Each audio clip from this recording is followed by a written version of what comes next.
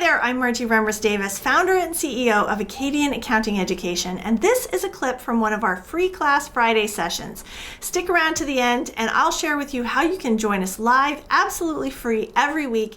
Now let's jump in.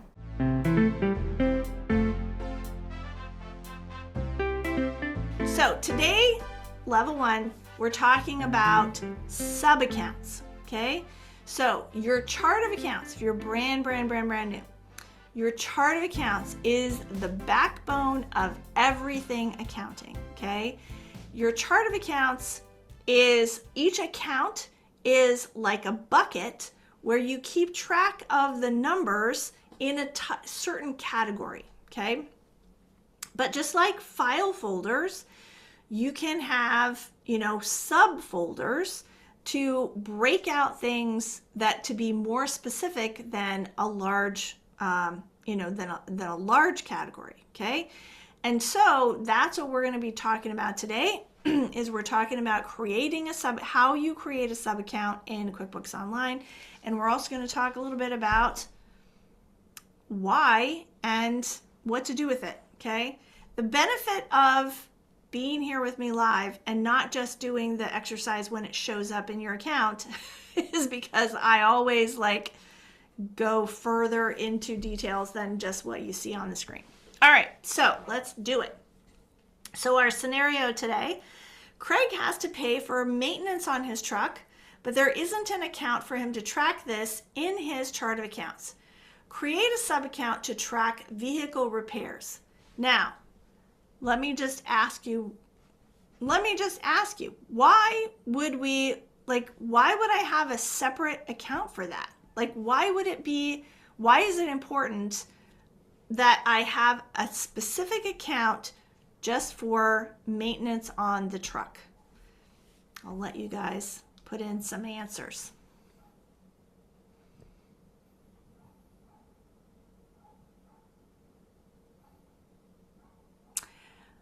Mark says multiple company vehicles. So, multiple, if you have, you probably don't have an account, a separate account for the maintenance of each specific vehicle. You might, but yeah. Let's see. Angela says because it's a business expense, which yes, it is a business expense. That's why we're tracking it at all.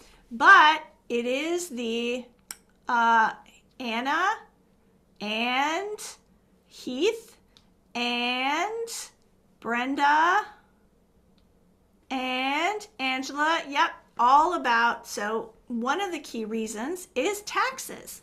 So repairs and maintenance is a category on all of the tax forms, okay? So it's a tax deduction if they have to do repairs and maintenance. Now Brenda, it wasn't Brenda, sorry. Uyi mentions repairs and maintenance has specific complexities. This is true. So if the repair, this is something that's not in the exercise, it's just me being extra. If the repair actually is an overhaul and it extends the life of the thing, okay, then it's actually going to be a capital improvement and not an expense. And so it has extra considerations when we're talking about repairs and maintenance. And that, by the way, we talk a little bit about in Bookkeeping Fast Track. Bookkeeping Fast Track is our course that lays the foundation for you to really understand bookkeeping and accounting and how everything relates to one another and why we do things the way we do and how we make the job easier of the accountant that we're going to turn the books over to, okay? So we talk about that a little bit in Fast Track, but that's actually a deeper tax conversation that may or may not be coming up in a future course here at Acadian. Oh, did I say that? You didn't hear that from me. Okay. Nope. Let's just move on. All right, um, Angela says the link isn't hyperlinked. Just refresh your screen, because when we first started, it wasn't working, and so we had to fix. But Lindsay fixed it. Okay, so here is going to be the name of our account, vehicle repair. The account type is an expense. The detail type is repair and maintenance, and it's going to be a sub-account. There is going to be a sub-account. It's going to be a sub-account of an account that's already in the system called maintenance and repair. Okay, so let's take a look at this. So the first thing that we need to do is load the sample company. As I mentioned, this is our sandbox. This is where we do all of our exercises. You can, like the exercise says, go from your QBO account, click the gear icon. I don't know why that's always kind of hidden there. Do the gear icon and then select sample company, or we have created a little Acadian quick link. If you type acadian.com/QBOA, this is the United States version of QuickBooks Online Accountant. So I saw in the chat somebody asking about Canadian versions and the new UI. I don't know anything about I don't know anything about Canada. So Acadian is totally focused for the time being on US accounts. So Uyi, who is in the chat right now, is a Canadian, and she uses this link to access the United States version, and she services United States-based clients, so she's a good resource for you. I am not. Okay. All right. So I'm going to go into my sample company here, and this is the old interface. This is the old interface, and we're all very sad that it still has not been updated. So before we continue on our exercise, we are all going to flood the feedback. I want you to click the gear icon and select feedback, and we're going to flood the feedback yet again, saying we still, okay, it has been a month, and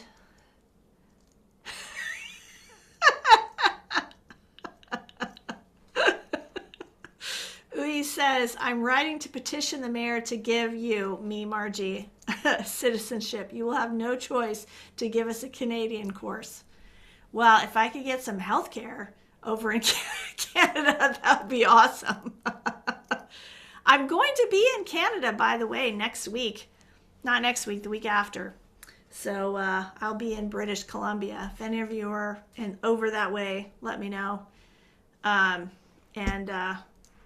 don't know, maybe we can hang out a little bit. Maybe I'll have time.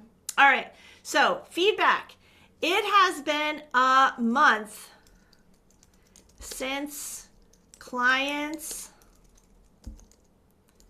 have received, use your own words. Everybody do this. Everyone's doing this, right? You click the gear icon, select feedback. I want everyone that's on the call right now to be doing this. I don't have where's my thing? I have 122 people that are on the call right now. I want Intuit to get 122 feedbacks. Write it in your own words. It has been a month, thank you, Angela, since clients have received the new UI, UX, and I still don't. Oh, you want to make sure and use the term test drive. I forgot to tell you that. Those of you guys have already done it. Have a test drive to be able to learn it myself and or demo anything for potential clients. This is ridiculous. Is that how you spell it? Please update so we can practice. Okay. All right. Next. Sent. All right. Enough of that. All right. So we, now that we have the sample company open from the exercise, now all of the exercises, thank you everybody that's sending in the feedback.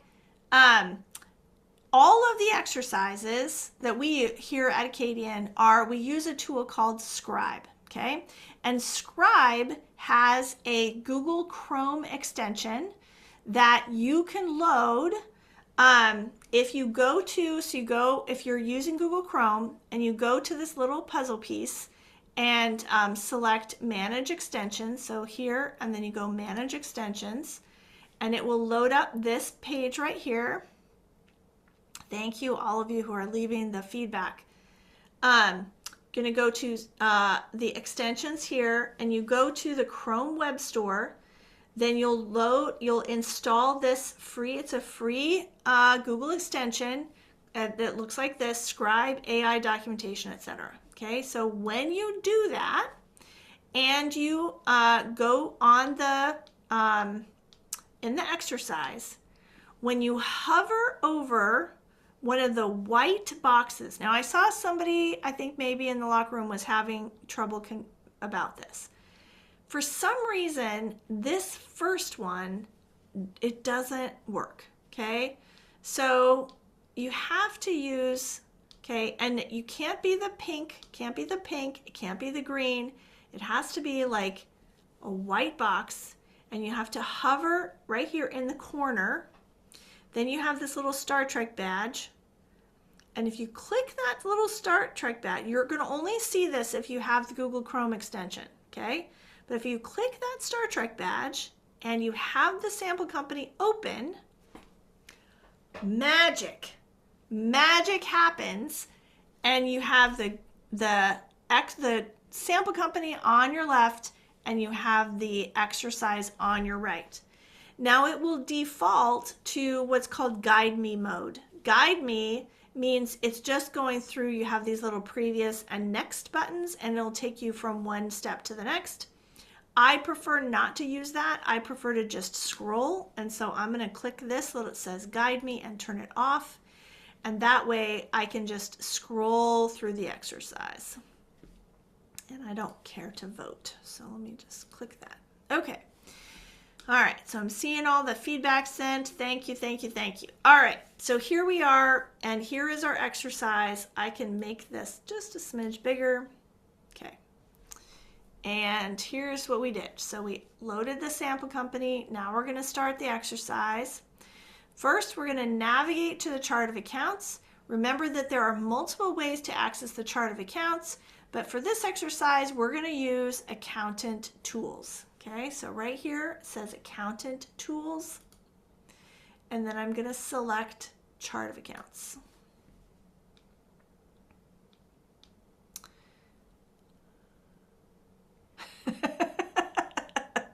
Anthony says, I told them I was disappointed in them because I'm from the Midwest. Oh, that's awesome. Okay.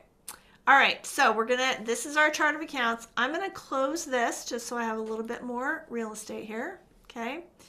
And here's our exercise. There is already a maintenance and repair account, but you want to specifically track vehicle repair costs. So you'll need to create a new account and make it a sub-account of the maintenance and repair account. So we're gonna click New right here. Oh, look, now it says New Account. Lindsay, could you take a note and let Crystal know that? Yeah, they might have. I don't know how new that is, but anyway. So we're gonna click, instead of new like the picture, we're gonna click New Account. We have a whole team, by the way, that is constantly updating all of our exercises. We call it Chasing the Dragon because it's so hard, because Intuit is constantly changing things, and we are scrambling to keep up. And it's difficult when we don't have the new interface to like update all of our exercise. But anyway, so we are, we're working on it and we have a whole team. So just so you know. Okay. All right, so we clicked new. Okay, so now in the account name field, we're gonna click vehicle repair, which I can just copy and paste from my exercise, so I don't have to worry about it. Okay, in the account type field, we're gonna select expenses. Okay, in the detail type field, we're gonna select repair and maintenance, and I can just start typing it. Repair and maintenance, okay? And here's how we make it a sub account, okay? So we're gonna hit sub account, and then I have to select the parent account. Oh, that was step 8, okay? In the parent account field, select maintenance and repair. Again, I can just start typing it. And there it is, okay? And here at the bottom, Diane says, is that the same thing as herding cats? No, I don't think it's the same thing as herding cats because there's only one. So that's why we call it chasing the dragon, because the dragon's like running around like doing, you know. So it's not like multiple things. I'm working on another project that's like herding cats, but okay.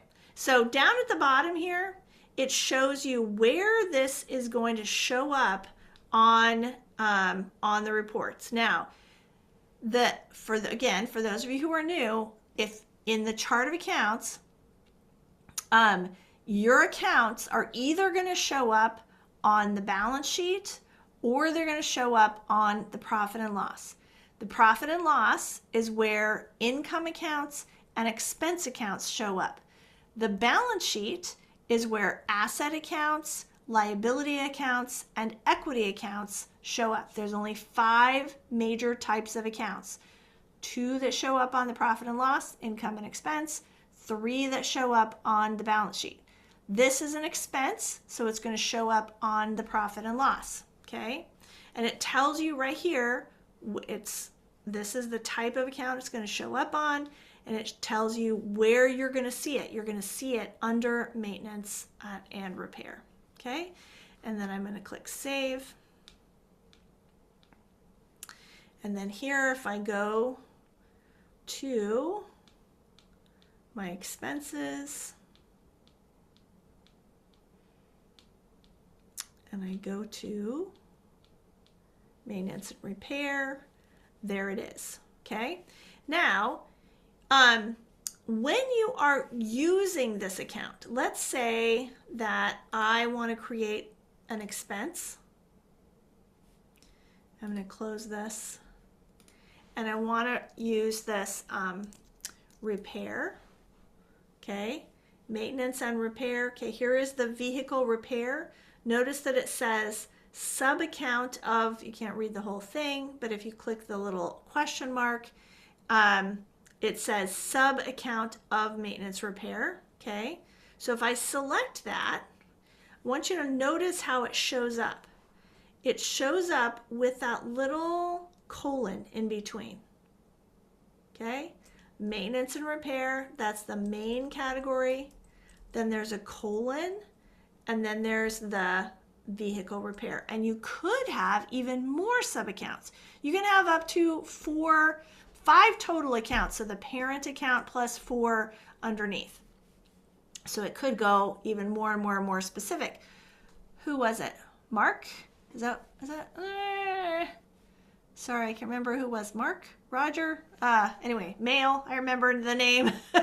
Asked about having having it for each vehicle. You may or may not need, you may or may not want that. So let's talk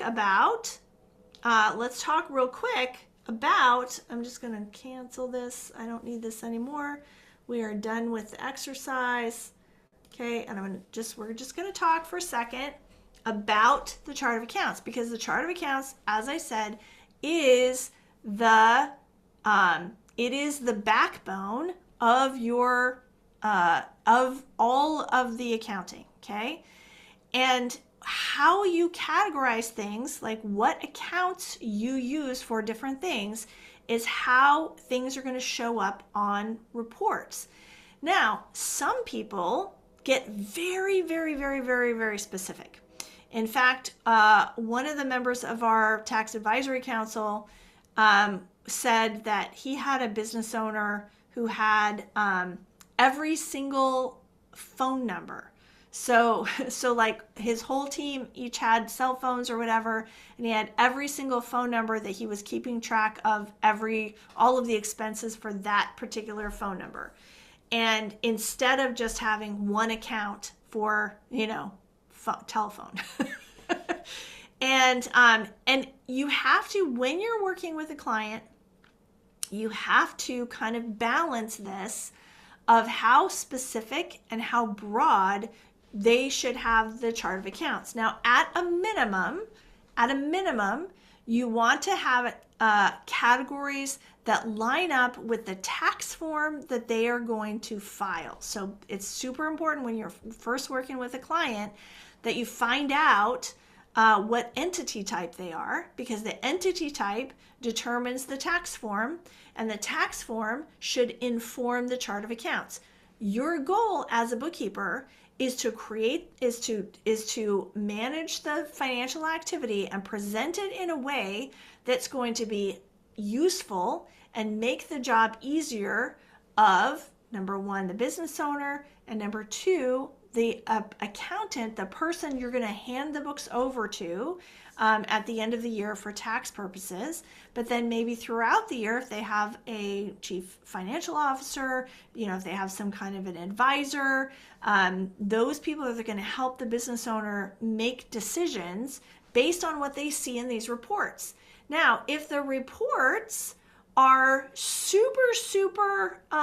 if they're super detailed, like every single phone number, and if they have a fleet of vehicles, they have 100 vehicles in their fleet, and there's an account for every single vehicle, well, that's going to be unwieldy. Okay, that's going to make it difficult to run reports. You're going to have to close things and make sure it's totaled, and it's just not going to be useful.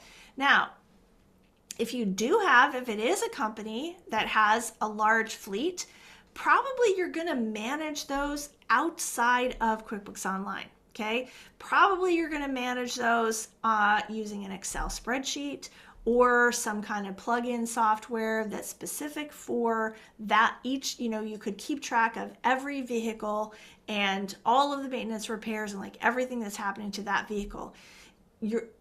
QuickBooks Online is just about the money. It's not about all of those details.